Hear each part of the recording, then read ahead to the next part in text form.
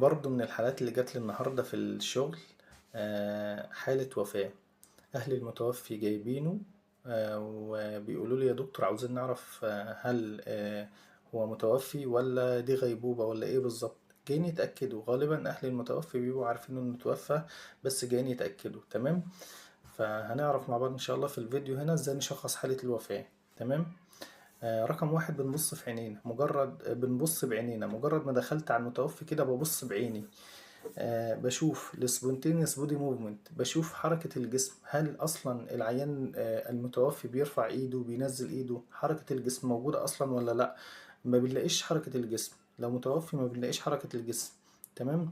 بنبص على ريسبيراتوري موفمنت، يعني لو شخص عادي بصيت على صدره كده وهو نايم هتلاقي صدره بيطلع وينزل يطلع وينزل، حركة النفس.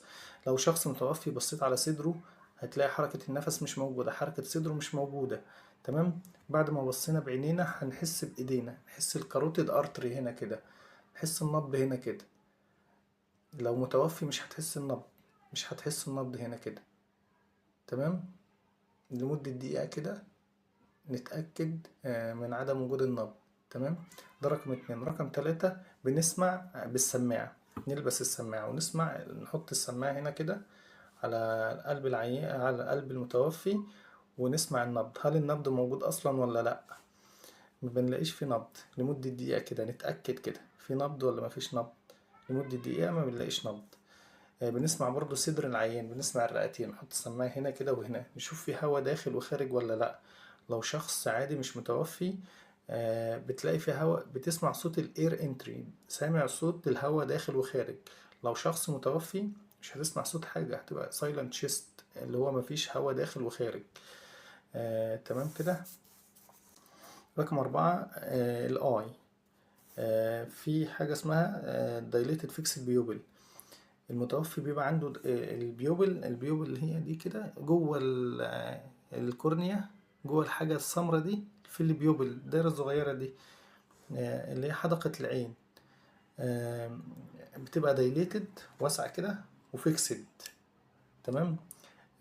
في الطبيعي انك مثلا لو جبت كشاف كده وقربته لحد من زمايلك او حد زميلك كده، قربت الكشاف كده تلاقي الحدقة دي او نن العين تلاقيه بدأ يصغر. لو قربت الكشاف جامد تلاقيه بدأ يصغر، لو بعدت الكشاف جامد تلاقي النن بدأ يكبر.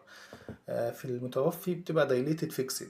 لو جبت كشاف كده وقربته من نن المتوفي كده من عينه كده هتلاقي هي دايليتد فيكسد واسعة كده ما بتتحركش.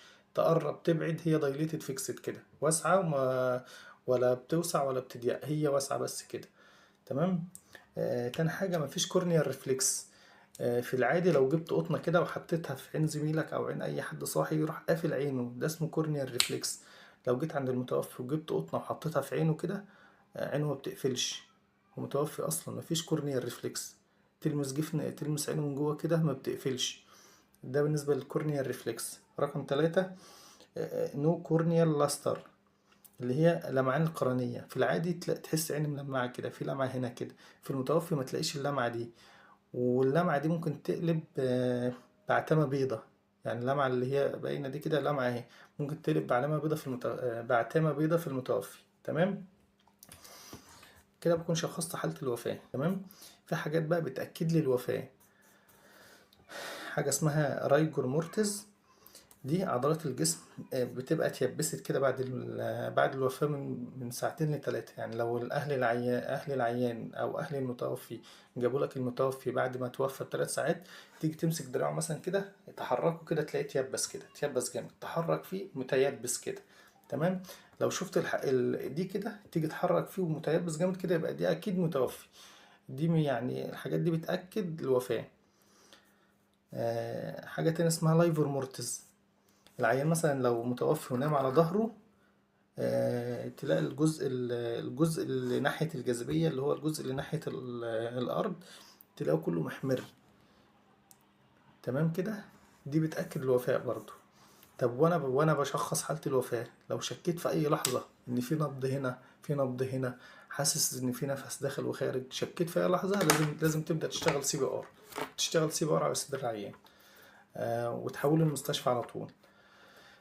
بس كده نكون خلصنا موضوعنا النهاردة. تمام.